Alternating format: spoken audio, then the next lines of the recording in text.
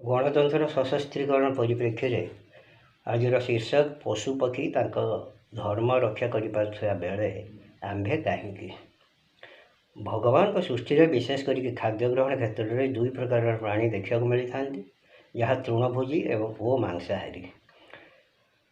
ଗୋରୁ, ଛେଳି, ମେଣ୍ଢା ଇତ୍ୟାଦି ତୃଣଭୋଜୀ ପ୍ରାଣୀ ଏମାନେ କୌଣସି ପରିସ୍ଥିତିରେ ଭୋକରେ ମରିଯିବେ ପଛେ ମାଂସ ଖାଇବେ ନାହିଁ, ଏହା ଆପଣମାନେ ଜାଣିଛନ୍ତି।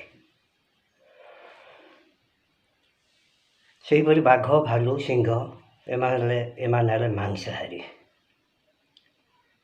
କଥାରେ ଅଛି ବାଘ ମରିଯିବ ପଛେ କିନ୍ତୁ ସେ ଘାସ ଖାଇବନି। ଏଥିପାଇଁ ବାଘ ନିଜକୁ ଗର୍ବ ଅନୁଭବ କରେ, ଏହା ଆପଣମାନେ ଜାଣିଛନ୍ତି। ସମାଜରେ କିଛି ବିଜ୍ଞ ଓ ପ୍ରାଣୀଶ୍ରେଷ୍ଠ ମଣିଷ କହିଲେ ଅତ୍ୟୁକ୍ତି ହେବ ନାହିଁ। ଏଥିରେ ବ୍ୟତିକ୍ରମ ଦେଖିବାକୁ ମିଳେ ଆଧୁନିକ ସମାଜରେ ଏଇଆକି ଯେ କିଛି ଲୋକ ଲାଞ୍ଚ ଗ୍ରହଣ ପାଇଁ ବ୍ୟାକୁଳ ହୋଇପଡ଼ୁଛନ୍ତି। ସେମାନେ ଭୁଲି ଯାଉଛନ୍ତି, ସବୁ କିଛି ଆଗ ପଛ ସବୁ ଭୁଲି ଯାଇକରି ଲାଞ୍ଚ ଗ୍ରହଣ ପାଇଁ ବ୍ୟାକୁଳ ହୋଇପଡ଼ୁଛନ୍ତି। ଗଣତନ୍ତ୍ର ଶାସନ ବ୍ୟବସ୍ଥା ପଦ୍ଧତିରେ ନିଜର କର୍ତ୍ତବ୍ୟକୁ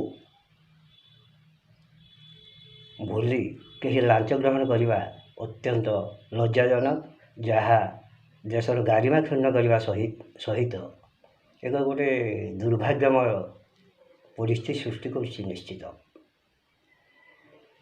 ଭଲ ନେତା ଚୟନର ଦାୟିତ୍ୱ ଆମର, ତେଣୁ ଆମେମାନେ ଏହି ପରିପ୍ରେକ୍ଷୀରେ ଆମେ ନିଜକୁ ରକ୍ଷକ ପରିଚୟ ଦେବା ଭୁଲ ହେବ ନାହିଁ।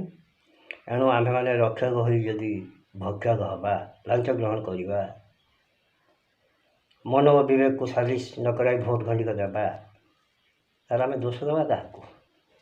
ବିଚାର ଓ ନିର୍ଣ୍ଣୟ ଆପଣଙ୍କର। ଜୟ ଜଗନ୍ନାଥ।